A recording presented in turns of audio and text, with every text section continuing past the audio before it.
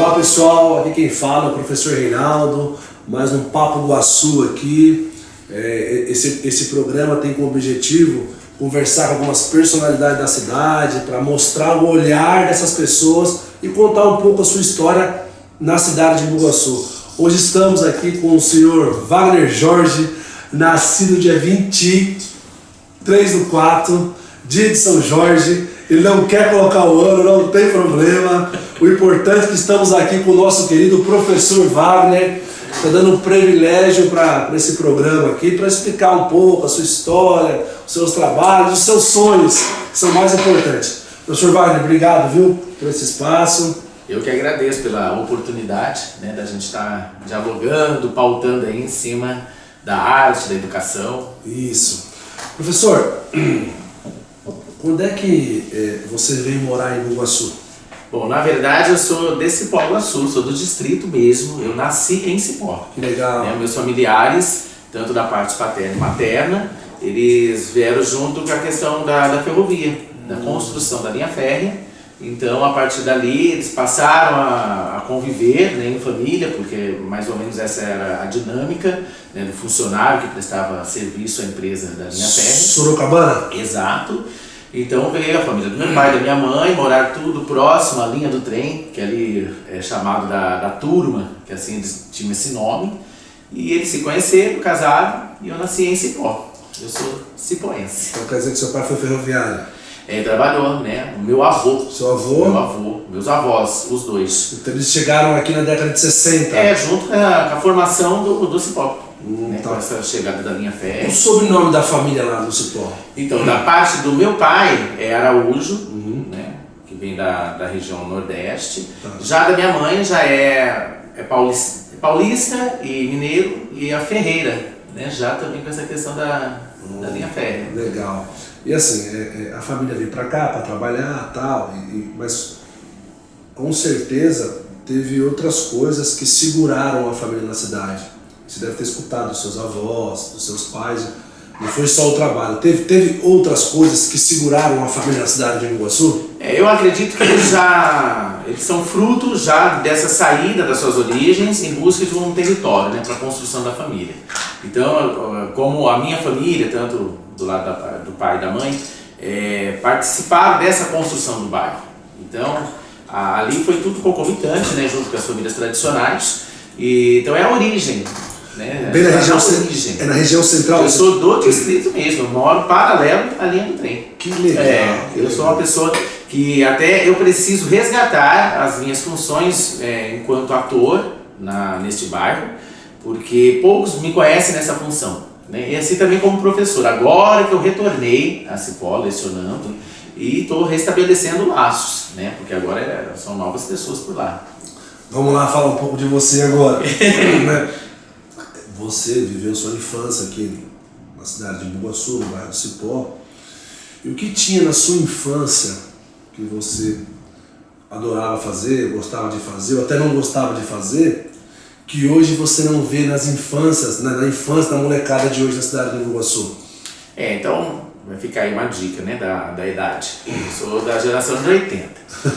Então naquele contexto a gente gostava muito da escola. A escola era uma fonte muito interessante de encontro do grupo, do contato com o conhecimento, etc.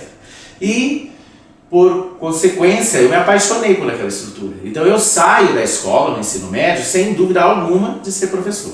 Essa era uma premissa assim, que eu saí afinco.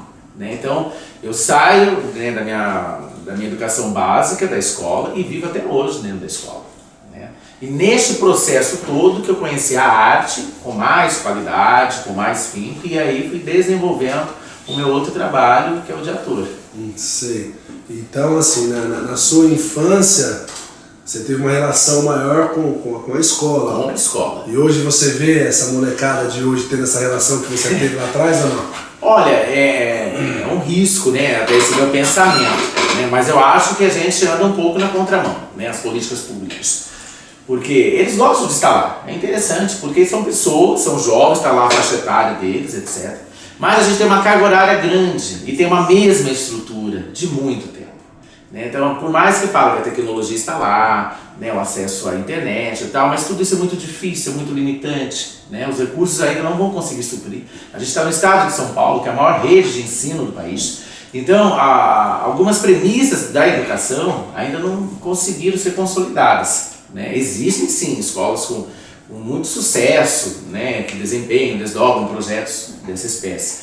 Mas, para responder mais objetivamente sua pergunta, eu acredito que parcialmente, eles gostam de estar lá parcialmente. Então, na sua época, você tinha então mais estímulo? Mais estímulo, com certeza. A relação era mais pessoal ou impessoal? Ambas. Eu venho do Pascoal Carlos Magno, eu estudava no período da manhã e ficava à tarde, ficava à noite, burlando até as normas internas da escola, né, para ficar lá, junto com os colegas, com professores, com projetos. Então, até observo que essa geração, né, que se dedicou à educação, viraram professores também, né, se dedicaram ao estudo para isso, eles são exímios professores hoje. Até hoje. Então, não tem essa de ter tantos anos na educação, o professor está em desgaste. Não. Eu me recrio a cada ano. A cada ano e cada ano gosto de estar lá, né? Que legal, legal. Vamos falar um pouco da arte. Claro. Né? Que aí, é lógico, é bom saber da sua história, tudo, mas falar da arte é o mais relevante aqui pra gente, né? O que levou você para essa área? Alguma coisa mexeu com você ao longo da sua vida aí? Teve um estralo que mexeu com você. E o que te motivou a ir para a arte? Trabalhar com teatro? Com teatro em si, né? Olha, uma pessoa que tinha assim, uma característica tímida como eu ainda até me considero uma pessoa tímida, e dentro também de um contexto onde a informação ela era muito restrita, né? A gente é de uma geração do jornal mesmo. Então, o que a televisão falava, a gente acreditava piamente, de vez em quando aparecia um folheto e a gente seguia aquilo. Hoje, a gente contesta tudo, né? Então, eu tive, assim, algum momento lá na pré-escola que eu fui o destaque em festa junina. Foi o noivinho da festa junina e fez aquelas primeiras encenações, né? Porque não dá para dizer que aquilo não é teatro. São improvisos, né? Que casa, né? Olha, é uma criança casando e tal, é o brincar. E depois eu tive também um contato com uma vizinha que quis fazer uma peça na garagem dela e tal. Tudo isso era muito pequeno. Eu não tinha acesso a teatro, né? Nessa região tão pouco. E no ensino fundamental, 2 professoras conduziram um projeto antidrogas. Eu nunca tinha assistido teatro na vida. E elas nos incumbiram de fazer uma peça que falasse desse tema e que envolvesse a sala. E assim eu fiz. Eu escrevi uma peça, né? E envolvi toda a sala. E já assim, muito predisposto, colocando cada um na sua habilidade, porque nem todo mundo gosta de se expor. Então, os meninos ficaram com a parte de cenário, né, adaptando cortinas, as meninas mais tímidas auxiliaram nos figurinos, e a galera que queria mais interpretar foi para a cena e etc. E aquilo marcou essa faixa etária da minha vida, porque eu nunca tinha assistido teatro. Então eu fiz por uma intuição e de acordo com a orientação que eu tive. Então, essas professoras, elas eram muito boas, elas conseguiram me mostrar o que era aquilo, sem eu ter visto aquilo, e eu fui lá e fiz. Fala o nome das professoras, pô. Uma delas é a Margarete e a outra é a Michelle, né? Que legal. Isso. Fizeram parte da sua história? Fizeram. E aí depois no ensino médio eu fui potencializado. Eu cheguei aqui no Pascoal e a professora de arte, a Eliana Giacomo, né, com a Xuxa, ela falou: rapaz, você tem muito talento, mas falta técnica. E ali eu grudei nela. E de lá pra cá eu nunca mais parei de fazer teatro. Eu sou da cena viva, eu sou do teatro, né? Eu não tenho experiência com cinema nem TV. Uma que eu nem tive essas iniciativas de buscar esses meios, porque o teatro para mim foi algo que entrou mesmo dentro da minha corrente sanguínea e eu não consigo ficar sem. Quando você vive em um ambiente onde existe famílias oligárquicas, né? Um grupo de pessoas que mandam na cidade, mandam em qualquer ambiente, a arte não se potencializa, ela tem dificuldade para crescer. Porque qual que é a ideia da arte? É você pegar um contexto, né? Você olhar para a sociedade e fazer aquele seu olhar virar uma peça de teatro, virar uma música, virar um bom livro, virar um cinema. Isso é arte, né? E quais são as dificuldades, né, de viver da arte numa cidade como a nossa? É uma pergunta também bem desafiadora, né? As dificuldades, elas são inúmeras, né? Eu acho que a gente tem facilidades. Uma delas é o quê? A vontade de fazer. Essa realmente tem uma coisa que a gente fala, né? Quem é de verdade sabe quem é de mentira. Porque a empolgação, ela passa em alguns momentos, né, na vida do artista, para ela ser um impulso. Mas o que faz sustentar isso, né, é essa verdade de querer essa cultura, né? Então, assim, o que eu percebo, um elemento que dificulta é a formação de público, né, porque está distante das pessoas do teatro aqui. Então, toda hora dá a impressão que a gente não sai do lugar. Então, eu monto espetáculo, apresento, aí chama, a hora tem plateia cheia, a hora tem uma plateia média, a hora tem uma plateia menor. As políticas públicas, elas têm algumas resistências, sim, né, de dialogar com esse fazer, porque a arte, ela é libertária, ela não tem paradigmas de proibições, é pelo contrário, é lá que a gente faz para fazer pensar de uma maneira alegórica, lúdica. São provocações. São provocações, e tem mil e uma maneiras de se fazer. Todas são muito bem feitas, muito bem-vindas para fazer as pessoas pensarem. Só que a gente não tem um teatro convencional, por exemplo, né? Então a gente não tem uma referência. Os municípios mais consolidados têm um espaço, até mesmo na capital, que tem teatros. Então as pessoas sabem que ali acontece alguma coisa artística. E aqui a gente não tem. Eu tive o privilégio de, em 99, auxiliar na inauguração do Centro Cultural. Com uma peça infantil na época, o Centro Cultural era, quando ele foi, né, terminado, foi uma coisa que impactou a cidade. E ele veio só piorando, de lá para cá. Na gestão Sueiro, né? Foi na gestão Sueiro. Sim, na gestão Sueiro, na última, né? No último momento dele, o último ato político dele, né? Foi o Centro Cultural. E eu tive orgulho, eu tenho orgulho de ter participado da inauguração. Junto com a professora Sueli? Sim, que era a nossa secretária, diretora, né? Que falava que era diretora de cultura na época. Então, eles trouxeram várias linguagens artísticas e a parte do teatro estava lá. E aí, para mim é muito triste ver o Centro Cultural hoje como ele está, né? Hoje ele tem um problema de infraestrutura enorme, né? Eu lembro que até na metade do caminho anterior a essa gestão também já estava ruim. Eu com um projeto, com oficinas de dança, com crianças para apresentar balé, tinha que nós mesmos enxugarmos o espaço por conta das escoações de água, enfim. E não está tão diferente, né? Hoje ainda continua nessa estrutura. Então, um dos problemas, então, é uma referência, um local de referência. Claro, precisa ter uma referência. Agora, recentemente, Itapecerica inaugurou a escola de arte deles, né? Ele é pública, com todas as linguagens e tal. Chegou agora também, né? Então, tem uma estética aqui da Sudoeste, não dá pra gente ignorar isso, né? Então, é muito próximo às realidades e tal. Uma cidade ou outra é mais velha, então tem mais investimento, tem mais tempo aí nessa luta. Mas aqui a gente precisa de uma referência mais acabada, né? Que ela seja pública, que ela seja de acesso e, acima de tudo, de qualidade. Que é isso que eu prezo, é isso que eu faço. Então, muitos jovens passaram por mim sem cobrar, eu nunca cobrei nada deles. E mostrava muita coisa, porque eu falo que eu não ensino nada, eu mostro. Mostro, olha, é assim, assim, assado. Hoje eu tenho bons frutos, né? Essas pessoas se potencializaram, criaram seus espaços e tal. Mas houve um movimento aí, né? Elas tiveram uma oportunidade de estar junto e mesmo, de repente, não concordando com uma vertente de trabalho, de pensamento, se desemparearam. Então, eu acho importante, sim, um espaço, uma referência com qualidade, com fácil acesso, gratuito. Ampliar as políticas públicas de projetos, né?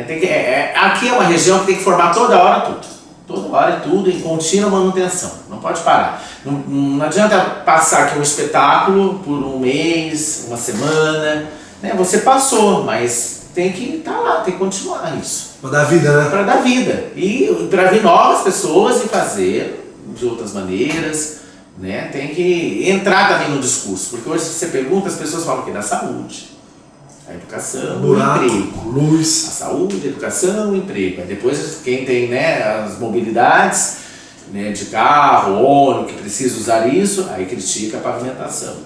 E assim vai indo. E poucos falam da cultura. Quando você fala de cultura, quando você investe em cultura, você vai gastar menos em saúde. Exato. Qualquer país desenvolvido no mundo que investe mais em cultura tem menos dinheiro para a saúde, entendeu? Sim. É questão de concepção, né?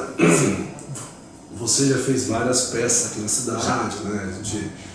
Você sabe que eu fui para fora estudar, claro, mas a minha família tem professor, então vira e mexe, mandavam foto, alguma coisa para mim e tal. Eu já vi algumas peças de vocês já e tal. Você teve alguma peça que você fez aqui? Nós estamos vendo no Brasil um momento de intolerância, né? Que as pessoas estão com dificuldade de lidar com o contraditório.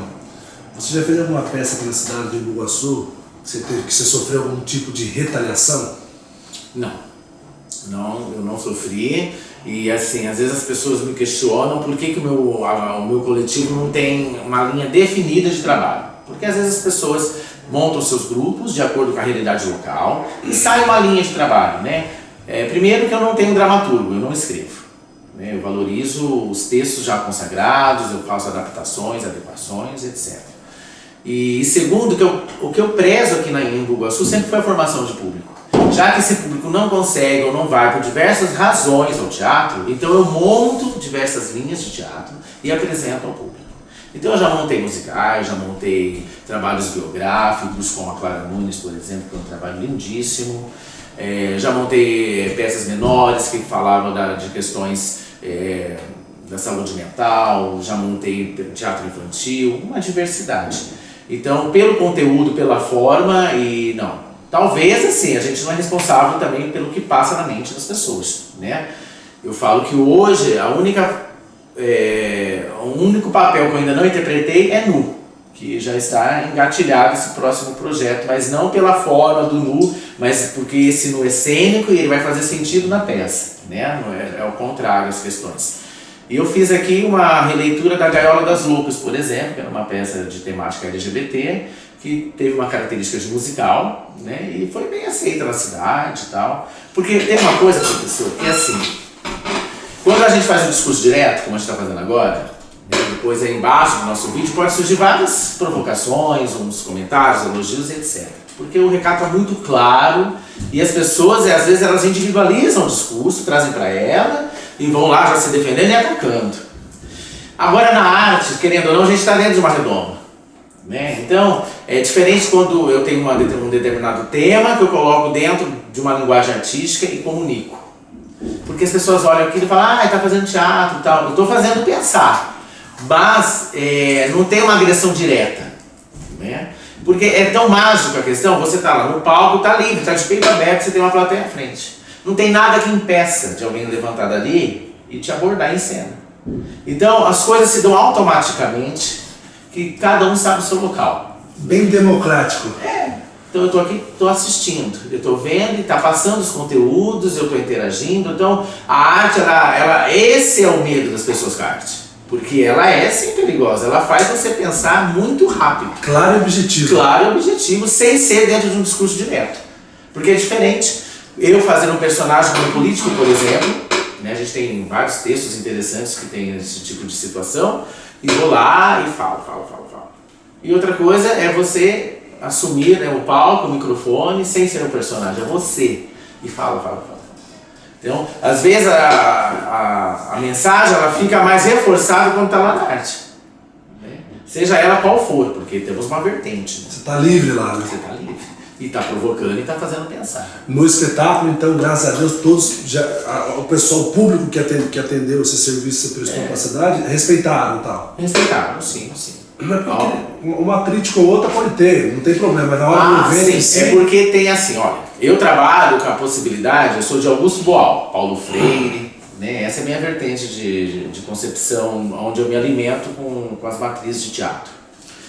Então eu acredito que todos nós somos atores, todos, até os próprios atores. Então eu bebo dessa fonte. Agora tem pessoas que bebem da fonte do teatro, da arte, do ego. Né? Então só eu posso, só eu tenho, só eu sei. E aí que há confrontos de concepções de arte, entendeu? Então, na minha visão, aqui nós todos podemos fazer uma cena. Eu vou potencializar, vou direcionar e a gente faz o teatro. Agora, há outros que não, que prezam pela arte de um outro aspecto, né? Então, eu posso, você não. Porque eu tenho uma beleza, eu tenho um corpo, eu tenho um contato. Eu tenho que aparecer. Com essas pessoas eu sempre briguei. Briguei mesmo. Isso pode ter já tido alguma conversa, né? Algum incômodo. Os egocêntricos dançam com você. Não, comigo era o contrário. Né? Pro meu trabalho de corpo, eu escolhi o balé clássico. Então, eu estudei balé clássico, aprendi balé clássico e tal. Porque todo ator tem que ter um trabalho de corpo, seja de qual for. Pode jogar bola, pode ser as artes marciais, mas tem que trabalhar o corpo. Pode ser academia. Vamos lá. Você tem noção de quantos adolescentes já passaram pela sua mão nesse trabalho que você vem fazendo na cidade de Bugaçu? Você começou em 99, você começou? Você está falando aí? Então, as pessoas me criticam também nessa parte, porque eu dato o Coletivo Mascarate de 2006 para cá. Então, quem me conhece mesmo fala que é mentira, que eu já mexia com isso antes. É que não tinha uma visibilidade de mídia, porque hoje a gente tem isso, né? Então, eu perdi já a referência de quantas pessoas passaram. Mas passaram muito. Vamos fazer uma continha aqui. 2006, quantos por ano mais ou menos? 12. Então, a gente tem aí a formação de público, né? Porque eu apresentava espetáculos pontuais. Eu lembro que eu estreiei em 2006, no dia 11 de agosto, no Dia do Estudante. Que legal. Com uma atriz maravilhosa chamada Carol Piacentini e um jovem que hoje já é doutorando na Universidade de São Paulo. Éramos em 3. Por isso que eu falo que não é quantidade. É qualidade. Então, por isso que eu marco 2006, porque foi muito bem elaborado. E assim, naturalmente as coisas foram se encaixando. Então, ela e eu, em cena, fazendo uma comédia de Marcos Caruso chamada Jogo de Cintura, que é a história de 2 escritores que testavam a história interpretando. E esse mocinho, Humberto Neto, né, que hoje é um rapaz, na técnica. Então eu comecei e eu trouxe uma escola para assistir o espetáculo. Eu trouxe o Alexandre Todo para assistir o espetáculo. Então eu comecei com 400 pessoas na plateia. Então ali é uma formação de público. E o pessoal respeita, a molecada chega lá, olha e... Não, no começo foi difícil entender essa relação, né? Porque tem lá as pessoas falando, eu tenho que estar assistindo e tal, mas a história pega, né? Acontece alguma, começa a dar o texto e tal, o que vai acontecer e tal, e pega. Então no começo, nos 3 primeiros anos, eu tinha problema assim com barulho na plateia, né? Mas com muito jeito a gente foi... Com muita sensibilidade. Nossa, tem que ser, senão não dá. Porque se hoje, né, qualquer gritinho a mais já causa um grande furdunço, imagina anos atrás, né? Então ninguém gosta de ser destratado. Então é tudo com muito cuidado, mostrando, olha, vai acontecer um espetáculo, tal, etc. Então esse meu lado, professor, auxiliou muito, muito, muito. Já teve gente já que começou a fazer peça de teatro com você, alunos, tal, que você percebeu a mudança na vida dessas pessoas? Chegou problemática lá e você viu que tinha uma deficiência ali, algum tipo de problema e a arte foi ajudando ou você não vivenciou isso ainda? O que eu posso dizer assim, passaram por mim pessoas que se potencializaram já nos seus desejos, né? Então elas enxergaram, porque também eu fui muito cobrado sobre isso, que eu sempre tive educação paralela nos trabalhos. E as pessoas, chegou alguns anos aí, nesses 12, que eu fiz as pessoas acreditarem que era possível viver de arte, com arte. Então elas se ocuparam somente disso. E eu não, eu tinha educação, etc. Então chegou uma época que todo mundo estava ganhando seu dinheiro com a arte. Ou dando aula, ou se apresentando, etc. E elas me questionavam. E você? Você sempre falou que era possível e você não larga a educação? Mas eu falei, eu não posso largar a educação. Porque para mim, a educação é um braço enorme que tem que andar junto com a cultura, né? A minha formação de público está lá. Então eu monto um espetáculo, trago a escola, trago o professor, etc. E ali vou formando, né? Porque é um outro contexto, né? Eles que já são de uma geração de 90, já conseguiram potencializar a arte e fazer dela seu trabalho. Isso para mim foi ótimo. Foi ótimo. E quais são as dificuldades que você enxerga aqui na cidade de Bugaçu para potencializar esse serviço que você faz na cidade? Eu nem vou falar da cidade, né? Na cidade eu acho que é agora chegou uma questão, né? As pessoas falam que eu sou muito polido para abordar, né? E etc. Bom, primeiro eu acho que o artista, ele tem, por mais que eu não tenha uma única linha de trabalho, não sei se eu estou deixando claro o que é essa linha, né? Mas eu tenho os meus desejos, as minhas vontades, os meus textos, e as pessoas que me acompanham também têm as mesmas vontades. Então, quando você estabelece vínculos políticos, por exemplo, às vezes você tem que vender a ideia, né? Eu não tive essa experiência, eu posso falar claramente. A gestão a qual eu tive uma parceria, né, que foi muito benéfica, que me deu muita autonomia esta que eu até conseguia questionar criticamente a administração. Legal. Sim, eu lembro porque assim, eu também, dentro dessa minha diversidade, por isso que eu gosto de Sela, o Teatro do Oprimido de Augusto Boal, que tem as premissas em Paulo Freire, estabelece um tipo de teatro chamado Teatro Fórum, onde você coloca uma questão social, né, de uma opressão bem clara, que a pessoa tem um desejo e luta para transformar aquilo, e por diversas razões, né, o opressor vai estar fazendo seu papel muito bem feito, não anda a situação. E eu lembro que nessa época, nessa gestão, nós montamos um teatro fórum questionando o atendimento da saúde, de privilégios, de pessoas que estavam lá esperando na fila de atendimento e passaram-se outras na frente por conta de contatos políticos. E isso também a gente pode fazer várias analogias. Educação. Sim, tudo. Limpeza de rua. Sim, né, desses privilégios de passar por conta do contato. Né? Eu tenho contato com fulano, estou na frente e tal. E aí isso me incomodava, a gente montou uma cena dessa e apresentou no ginásio de esportes. E antes até mesmo de apresentar uma mostra de dança. Então eu tinha ali uma plateia bem diversa, de famílias, etc. E que se viram oprimidos naquela questão e concordaram. E esse tipo de teatro, você não só assiste e fala, você entra na cena. Então se você, ao ver o oprimido, né, sofreu, parou a cena, e você tem uma proposta para fazer aquilo se encaminhar melhor, então você não me fala. Você pega e entra lá na cena e faz o que faria se você estivesse passando por isso. E eu fazia esse tipo de teatro, entendeu? Como também fazia teatro da diversidade, da LGBT, fazia teatro com temáticas hétero, com amor, que o amor é geral para todos. Enfim, eu tinha essa liberdade, né? E a gente percebe que nem sempre a gente tem com determinadas gestões, né? Então, te dão abertura, mas aí se tem o controle já não consigo. Não dá, né? Não consigo, não adianta. Eu sei que as pessoas devem prestações, que as pessoas nem todo mundo pensa como todo mundo, mas aí eu vou estar indo contra a corrente da artística, do criar, do provocar, né? Então é isso, botou um espaço de cultura, talvez por isso que não está tão potencializado. A arte não pode ter barreira. Não pode, ela vai questionar. E se ela não questionar diretamente, alguma alegoria vai fazer pensar, né? Alguma habilidade, seja as artes visuais, a própria música, né? As pessoas têm muita crítica com as músicas atuais, etc., mas a gente tem que pensar que é cultura popular, sim. É manifestação do povo, entendeu? E aí representa uma ideia. Tem demanda. E muita. Você pode não gostar, não ouvir. É um pensamento, ele é respeitado. Mas você não pode ignorar que é manifestação, que é cultura. Ela existe, ela está lá.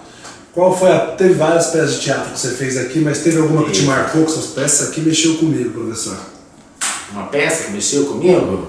Eu vou falar assim, lá do início, né? Esse jogo de cintura que foi que eu iniciei oficialmente o grupo. E agora, recentemente, né, o trabalho que eu fiz com Clara Nunes, né, que foi um resgate da cultura, né? Agora essas gerações não conhecem Clara Nunes. Só quem é do métier do samba, né, de uma MPB, tal, e os demais. Porque assim, há determinadas tendências musicais que elas pegam também, porque as pessoas não têm repertório. Então você tem que repertoriar a todo momento, aquilo que eu falo, não pode parar. Não adianta fazer uma ação cultural que passa aqui na cidade uma vez no ano. Ah, mas já teve teatro aqui, mas teve, olha o passado, né? A gente tem que deixar... O que você espera para a cidade de Embu-Guaçu? Olha, o que eu espero mais cidadania, eu espero mais participação, né? A gente que está ligado com a educação, a gente percebe também que há um público muito passivo ali, que precisa despertar. Eu também trabalho muito com saraus populares, né? A gente faz em bares, na rua, onde dá, eu me convido, ou me convidam, eu estou lá e o microfone é aberto. Uma das frases que se fala em um dos saraus aqui da periferia da Grande São Paulo, que é do Binho, uma andorinha só não faz verão, mas acorda o bando. Então eu sou esse personagem que vai acordando, porque o que eu espero é que as pessoas cobrem e façam, porque não adianta ficar também numa zona de crítico de júri, né? Ah, fez assim, não serve, fez assim, não serve. Eu não vejo ninguém dando contrapartida, só vejo dedos sendo apontados. Então eu quero ação, gente, vamos acordar, desperta, vamos construir junto. Né? Eu acho que, né, tem aqui a política, tem a arte, a educação, olha, 3 ciências, isso transforma. Vamos lá. Uma frase para a cidade de Bugaçu. Para a cidade que representa em Bugaçu? No seu coração, o que você quer para a cidade? Uma manifestação sua para a cidade de Bugaçu. Viver em sociedade não basta ser cidadão, tem que transformá-la. Isso é do Augusto Boal. Então que fique isso, gente. Para de reclamar, pelo amor de Deus, põe a mão na massa, ajuda. Né? Se lá o seu representante político não está caminhando como você gostaria, chega perto dele e abre um diálogo, seja direto.